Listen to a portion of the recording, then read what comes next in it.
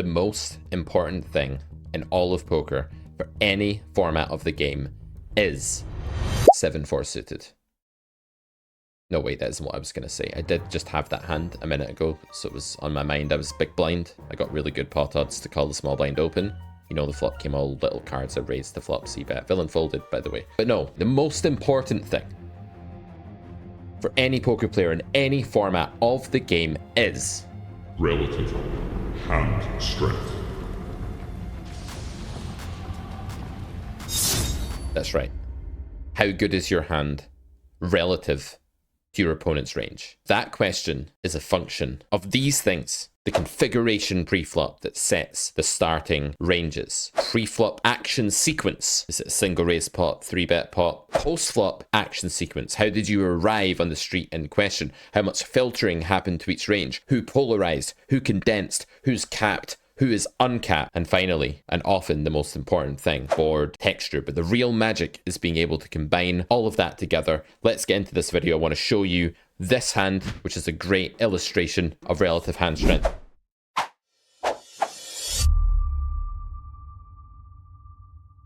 We're going to look at this from Villain's point of view, because I think Villain missed an opportunity here because they were not thinking about relative hand strength. We're going to leave the cards off. No one has 7-4 suited in this hand. Use code 74S, by the way, at Carrot Corner for 27.4% off any Corsair bundle. That's quite a hefty discount, but it's the theme of the video for some reason. Anyway, let's illustrate the point. We 3-bet the under the gun min open here to 10.5 big blinds. Under the gun calls, and we go on over to the flop of Ace Queen 7 monotone. We bet 10th pot, there or thereabouts. Villain calls. The turn is the 3 of diamonds. It goes check, check. Now let's pause for a second at this point. Who's capped? Follow along at home, write down your answers. Who's capped? Are we capped? The answer is no, we're not capped. We can slow play this turn. We would continue to value bet a lot of our great hands here, like pocket queens or king 10 of spades at high frequency, but out of position in game theory. You can do some slow playing, and you might want to, depending on who your opponent is, but you want to be careful with that. Do not slow play this spot against low stakes opponents on average, because they're very passive. But we're not capped. Villain, on the other hand, well, is also not capped. They don't have to raise their strong hands yet on the flop when we do this.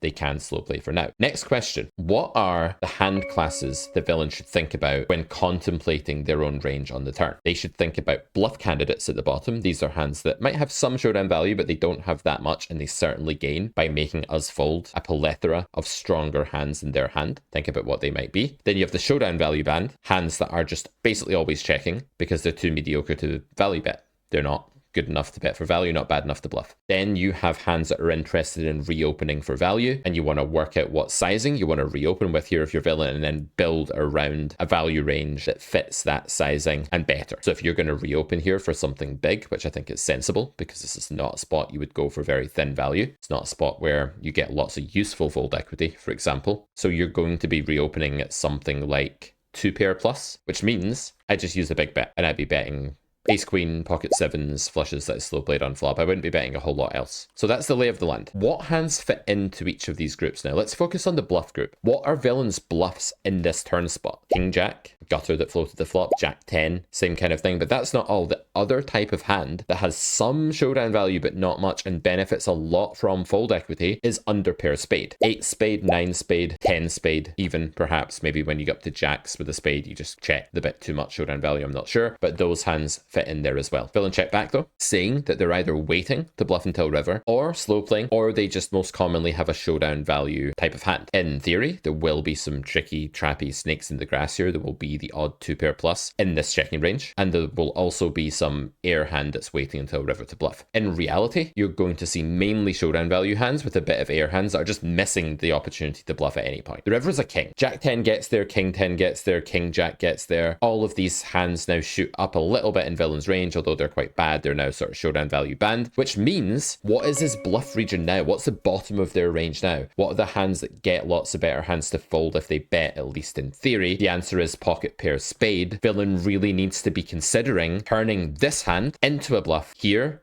if not on the turn. The way I would have played this hand as Villain, I would not have let the green ace jack just check to showdown here. I'm check folding the river here. by the way, because I'm aware it's a spot where people have to take showdown value looking hands or pairs or whatever and turn them into a bluff. It's going to be an underbluff spot. I'm actually just going to fold my hand here to most players that are playing the stakes that you guys are playing, which is, I don't know, 100 NL, 50 NL, whatever it may be, because they're not going to find that sort of thing. But what I would do if I were villain is just start blasting away from the turn with this hand, generating fold equity, not expecting to run into enough traps, and looking to make small blind overfold a region of like pocket kings, jacks, king, queen, queen, jack suited, ace 5, ace 4, ace jack, ace king, etc. That's going to be the bulk of their range. So I think we got away with one here. It felt like a bit cheap to just be allowed to win with a measly showdown value hand here. The point is, from villain's perspective, ask what hands occupy those bands of your range when you have an opportunity to reopen the betting, to bet in position, and try to make sure you understand what they are. They're very texturally sensitive. They're not going to be classic jack high on a texture like this because you just don't have jack high anymore. It's not a thing. We'll keep doing cards off for now, so you guys can follow along and try to do the range reading work. We are small blind, we open. Villain calls in the big blind. We check, villain bets fairly big, and we make the check call as a pre-flop small blind raiser here. The turn is the 6 of hearts, and we check, and villain goes for an overbet. Okay, what is happening to villain's range? Are they capped? Are they polarized? Are they condensed? That's right, they are uncapped and they are polarized. They're basically saying that they have a 6 or better. They have quite a big value range in this spot. I think the overbet's fine here. You could argue that we have a 6 sometimes as well, but villain's going to have a 6 a bit more often. Our range is diluted by big cards and big pairs more than theirs is, so the low board is going to be more concentrate. Normal sizing, I think, from what I'd imagine is a more educated player. We make the call. What's happened to our range? Are we capped? The answer is no, we're not capped. We can slow play a 6 here when your opponent gets really polar. You can play your big hands more slowly. The idea being that they're going to keep value betting stuff that you're beating that's a value hand anyway, and they're going to bluff the river at some frequency as well. The wetter the texture on the turn, the more you do start to see some fast plays get introduced, like some check raises, even against overbets. Here though, I think that we are definitely still uncapped. We can have a very strong hand here sometimes, although we probably don't have too many straights and bolts when we just check call the flop, although it was a bigger flop sizing, so maybe we're allowed to slow play some of those. The river double pairs the board, we check. This is kind of underbluffed, I think, for a different reason, which is just that most people don't want to do it, rather than they don't have any hands to do it with. Villain gives up here with 10-5. I think they played this hand very well. Look at our turn call. What do you think we're doing when we call the turn? Do you think we are A, bluff catching, B, chasing a draw for implied odds and trying to hit, C, getting mad and just praying for a heart, D, all of the above? Vote now. Actually, it's everything apart from the tilted part. We are, yes, chasing a draw, hoping to make a bunch of money on a heart, also drawing to a king or a queen in the rare event the villain has some other value hand that we beat. But the main thing is we're also bluff catching, because ace high is not really bluffing this node, I wouldn't think. It's more going to be stuff like the 10-5 of clubs. So king queen high is a bluff catcher. It's a very high showdown value. When villain bets the turn big, they polarize. Their range partitions off into stuff that's crushing us, that we need to hit to win against. And, you know, what better hand to call against that stuff than stuff with live redraw, or stuff that we're already beating because it's queen high, jack high, 10 high, with a straight draw, flush draw that's bluffing. In some cases, we dominate those flush draws because the ace high flush draw is not often going to be betting flop. Like ace 7 of hearts is not the sort of hand that bets flop that sizing at a high frequency. So king queen of hearts is the perfect hand to call a turn with, and that might be obvious to you that king queen high here is just a immense bluff catcher, but it might not be, and you might be looking at this thinking you're just chasing a draw with bad odds, or you're hoping you hit and get paid. And if that's what you're thinking, then you're very much missing the point, which is that in very wide range polarized configurations, where villain takes a polarized line in a wide range spot, merely king high can qualify as a bluff catcher on a blank board like this, where villain does not bluff with stronger hands than king high. Let's keep doing this exercise, keep building the most important thing in poker. Min 3-bet. So this already tips you off a little bit as to who your opponent might be here. We go for the 4-bet and they make the call. This is clearly a recreational player or a misclicker. And we do this.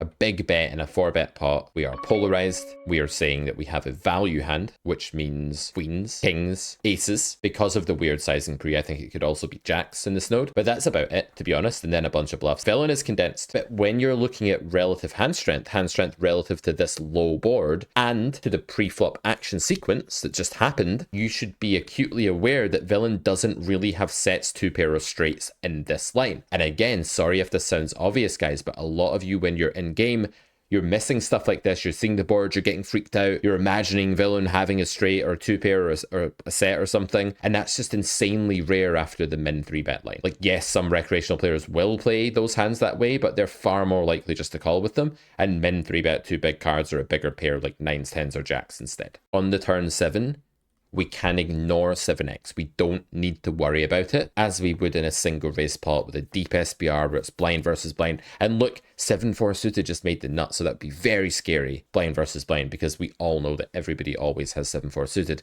in that spot. But here they don't. And so we polarize again. We say we have queens or better for value probably at this point. We have some bluffs, and you'd want to be a little bit careful with certain hands like king, jack of spades at this SPR anyway. But for the most part, it's okay, the bluff here with some overcards too. Overcards to 10s, overcards to jacks, that kind of thing. Villain folds.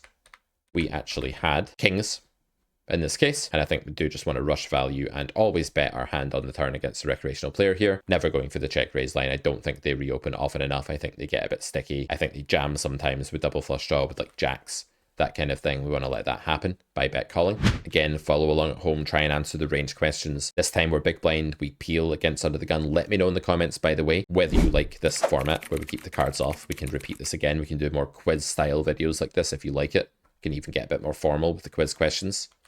Villain overbets the flop here. This is something he's picked up from me, because obviously I do this. I go bigger, I go like closer to 200% pot on this board. So this is a bipolar range, merged range, linear range, polarized range. What do you think? It is, of course, a polarized range for value. Mostly good 9x plus. Queen 9 is my guess with a backdoor. Maybe it's king 9. Actually, it's probably king 9 plus. And it's going to be bluffs. King deuce of spades. That'll be a hand that bets very, very often here in a spot like this for this sizing, because you do not need a high equity bluff when you have a range advantage and you're just blasting away and getting lots of folds. We talk about that in grade 2 of the Carrot Poker School, lecture 2, river blunder theorem. Very important thing. Why bluffing becomes mandatory when you have a range advantage, and also we talk about why a range advantage allows you to drop the standards of your bluffs. We talk about fold equity, the pot odds norm, all this technical stuff that you'll see when you take the Carrot Poker School. Check on turn. We check the river. Are we capped? The answer again is no. The out of position player can go for some tricky slow plays on this node, and position is polar. They're reopening a lot of good top pair plus for value again. They're bluffing a lot. Villain goes for pot. When they do this, they are basically saying that they have a very specific type of hand. They either have a hand like a 3, which I think can overbet the flop as a kind of weird hybrid bet. It has a redraw to improve. Imagine villain has 3-4 of clubs, right? He bets the flop because he has a hand that can improve the 2 pair, the trips. He can get called by worse, like gutters and stuff like that, and ace high backdoor and king queen backdoor, whatever it may be. And he can get folds from better at some frequency, because maybe like 4s has to fold. So if he has 3-4 of clubs here, it makes some sense if he'd opened it from that position. Okay, he could object he hasn't, but it makes sense to bet that hand. But it's super rare from this position. I don't expect to see it a lot. What else can he have? Well, again, it's a polar range, right? So like, what are the other value combos? They're overpairs. Jacks, queens, kings, aces. I think mainly kings and aces, because I think jacks and queens are quite heavily incentivized to bet this turn again. Slightly less so on a deuce than on a safer card, but this is not like a hugely relevant card for our range. It's not the best card. I can see villain having some overpair here, and then maybe some really good 9x like king 9. There's no shortage of value hands here if people are capable of bluffing the turn with them. And my instinct here was to actually fold my bluff catcher. I had a bluff catcher in this spot. I had a decent-ish bluff catcher because I blocked some top pair. I'd rather in this node have a hand like the one I called with. Villain had queen 9, by the way. I had 10-9. I'd rather have that than have some hand with just 2 cards, like 2 7s or 2 8s. But at the same time, the 10 is kind of blocking a villain's bluff range. And because it's hijack, this is a point from grade E of the Carrot Poker School, every polarized line, this is absolute gold dust what I'm about to tell you, by the way. Like, this is so valuable. Find out after this commercial break. CarrotCorner.com proudly presents to you the Golden Carrot Pass. Just kidding, guys. What I want you to listen to is all spots where your opponent takes a very polarized range are far more bluffed in late position than early. So the fact that the configuration pre-flop was hijack versus big blind, we refer to this as origin theorem. That is enough to steer the data immensely. Because if you think about it, a button opener is going to have jack 10 offsuit to bluff with, or 10-8 suited. A hijack opener isn't. A button opener's combinations of queens are going to be more diluted by other junk than hijack openers' queens will be. And a button player with queens will be more likely to rate their hand as better. In the later configuration, they'll be more likely to actually value bet the turn. So there's lots of reasons here that cause the hijack to be less prone to overbluffing than the button. The other data point here is that when people make very big bets on flop, their fold equity later in the hand is not that good. It's not amazing, and it makes sense why, right? A lot of opponents go through their decision gate earlier on in the hand when they face that big bet. So the fold equity that villain expects here, if they're a rig that's wielding this strategy with an MDA focus, isn't that high, and therefore it would be the natural exploit to actually underbluff the river after you've overbet the flop on a bet check bet line. For all of those reasons, I think I should have folded. I don't like this call, but my default reaction when I'm feeling slightly weak-minded or slightly unfocused or tired or whatever, and I am tired because my son woke me up at 2:30 in the morning. Again, if you're watching this years later, son, just know what you did to me. Yeah? What you put me through. I'm just kidding. But yeah, I think fold is actually better here against this line because anyone who takes this line is an intelligent reg for the most part, and the intelligent reg will tend to underbluff with this line. That's my read on the situation. Okay, next hand, we open under the gun and villain calls in the big blind. King 6-3 is your flop and they donk bet and we decide to call. What's their range? It's not well constructed. It's not a theory range, but you can still ask what it is. Is it polarized? No, not really. It kind of should be, but in reality, it will contain all forms of like medium pairs, pocket pairs, draws, stuff like that. It will move a little bit towards top pair and draws, like a bit more than normal when they donk bet here for half pot, but not by a tremendous margin. There's lots of fish in the pool that are just randomly doing this. On the turn they check, is this capping? Technically not. They can slow play here if they were fast playing flop, but in practice, yes, this is very capping. We check back. This is definitely very capping. The in-position check back is not going to be a hand that's craving a big pot for value here, especially on double flush draw, but never at this SPR anyway. And the river's the 10 of spades and villain checks and we decide to overbet. What is our range like at this point? Well, for value, we're saying we have something like a straight, ace queen. Maybe we have some set of 10s we've just hit, some two pairs, some backdoored flush. It's not so clear. Our value range here is a little bit iffy. There's not tons of combos of it, but I think there's enough when we're under the gun. Stuff like ace queen is just quite a big part of our range on a node like this, but it's not loads of hands. What are our bluffs? What do we take here? Not bet the turn with, but bluff on the river. We don't really have that many unpaired hands left, right? Because whenever the board runs out with 3 broadways, you're going to struggle to have nothing as an under the gun opener. So if we don't have nothing very often, yes, we could have like ace 4 of clubs and stuff like that. But other than that, the bottom of our range is going to be pairs. These hands have been severely degraded, and so they should become our bluffs here. We had pocket 4s in this hand. This is just an example of noting where the bottom of your range is and bluffing with it on the river. Villain decided not to fold king 9. Okay, fair enough. They can also have 7s, 8s, a 6, a jack, a 10. I think it's okay. We could have gone even bigger here. We could have decided to go like 3x pot or something, but there is a point with these recreational players on GG Poker where they just begin to just snap you with anything if they're that sort of player. So if they're very fishy, just be careful about using the really big sizes against like calling station whales. You can't use them against most players. And finally, one more hand for good measure, one more exercise. We open the cutoff. Button calls, the flop is triple Broadway. Remember what we said about this sort of board. It's very hard to have nothing in this sort of situation. We go for a small bet. The turn is the 9 of spades, and we bet again. Villain calls, and we check the river. What do you think our hand is? Guess what my hand is. Guess what our range is. What do you think? Well, we now have 2 types of hand. Either a give up, or something that's run out of value. That's the only sort of hands that can go bet check. The give up could be some sort of ace 6 of hearts or something like that. It's hard to have a lot of give ups here, a lot of bluffs here. For the most part, we have a hand that could value bet the turn but couldn't value bet the river, or maybe didn't want to value bet the river and maybe wanted to go for a check raise or something. If you think a queen's betting anyway, you have a flush here. Check raise seems kind of reasonable here too. So yeah, that's the other type of hand, sorry, is something that's trapping going for the check raise. We actually had kings and villain had king 8.